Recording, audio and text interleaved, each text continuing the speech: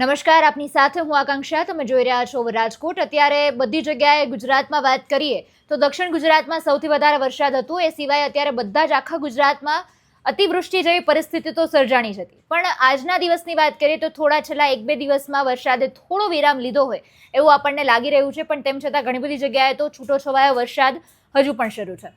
મહત્વની વાત એ છે કે અત્યારે જે 5 સિસ્ટમ સક્રિય બની હતી એ 5 સિસ્ટમ ફરીથી સક્રિય બની છે. એટલા માટે એક વિરામ બાદ ભારે વરસાદ આવવાની ગણતરી અત્યારે આગાહી કરવામાં આવી છે.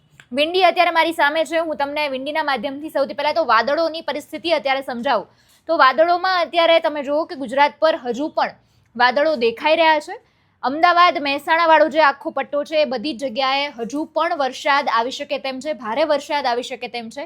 એ રીતે અત્યારે આપણે વિંડીમાં જોઈ શકીએ. વરસાદની પરિસ્થિતિમાં પણ તમે જુઓ કે અમદાવાદ છે, મહેસાણા છે, ગાંધીનગર છે, સુરેન્દ્રનગર છે, આ બધી જગ્યાએ ભારે વરસાદ આવી શકે તેમ છે. એ સિવાય રાજકોટ, માલિયા, ધાંગધ્રા, ભાવનગર, ભરૂચ, સુરત છે, નવસારી છે, આ બધી જગ્યાએ પણ વીજળી સાથે કડાકા ભડાકા સાથે ઘણી બધી જગ્યાએ છૂટોછવાયો વરસાદ આવી શકે તેમ છે. પણ અમુક વિસ્તારમાં પણ ભારે વરસાદ આવી શકે તેમ છે.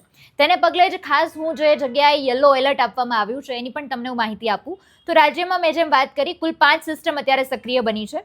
તો એના કારણે યલો એલર્ટ ભારે વરસાદની આગાહી કરવામાં આવી છે. હવામાન વિભાગ દ્વારા આજે વાવ, થરાદ, બનાસકાંઠા, પાટણ, મહેસાણા, સાબરકાંઠા, ગાંધીનગર, અરવલ્લી, મહીસાગર, ખેડા, પંચમહાલ, આણંદ, વડોદરા, ભરૂચ, સુરત, તાપી, નવસારી, ડાંગ, વલસાડ, દમણ અને દાદરાનગર હવેલી, મતલબ કે મધ્ય ગુજરાતની વાત કરીએ, દક્ષિણ ગુજરાતની વાત કરીએ તો ત્યાં અત્યારે ભારે વરસાદને લઈને યલો એલર્ટ આપવામાં આવ્યું છે.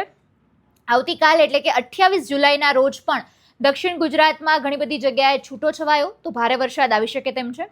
યલો એલર્ટ આપવામાં આવ્યું છે. 29 જુલાઈના રોજ પણ સુરત, તાપી, નવસારી, ડાંગ, વલસાડ આ બધી જગ્યાએ યલો એલર્ટ કન્ટિન્યુ છે. ભારે વરસાદને લઈને આગાહી કરવામાં આવી રહી છે. હવામાન વિભાગના જે ડિરેક્ટર છે ડોક્ટર A.K. દાસના જણાવ્યા અનુસાર માછીમારોને પણ અત્યારે ચેતવણી આપવામાં આવી છે કે 30 અને 31 જુલાઈના રોજ દરિયો ન ખેડવા માટેનું સૂચન કરવામાં આવ્યું છે. અત્યારે રાજ્યમાં જે 5 સિસ્ટમ બની છે, upper air circulation, 2 monsoon trough, cyclonic circulation, deep depression અને સહિત આખી 5 જે સિસ્ટમ સક્રિય બની છે તેના કારણે ફરીથી ભારે વરસાદ આવી શકે તેમ છે. અગત્યનું એ છે કે અત્યારે વિંડીમાં આજના 27 જુલાઈના રોજ 6 વાગ્યાના સમયમાં બતાવે છે કે હજુ પણ ગુજરાતમાંથી ભારે વરસાદની આ જે પરિસ્થિતિ છે દૂર નથી થઈ. રાજકોટની વાત કરીએ, રાજકોટમાં એસટી બસનો રૂટ કેન્સલ કરવામાં આવ્યો છે. હાઈવે બંધ અત્યારે છે. રેલવે રદ કરવામાં આવી રહી છે કારણ કે રસ્તાઓ ધોવાઈ ગયા છે. એટલે અગત્યનું છે કે ત્યારે તંત્ર દ્વારા તમને જે ચેતવણી આપવામાં આવી રહી છે તેનું ખાસ પાલન કરજો. માછીમારોએ દરિયો નથી ખેડવાનું એ તંત્ર દ્વારા સૂચન કરવામાં આવ્યું છે.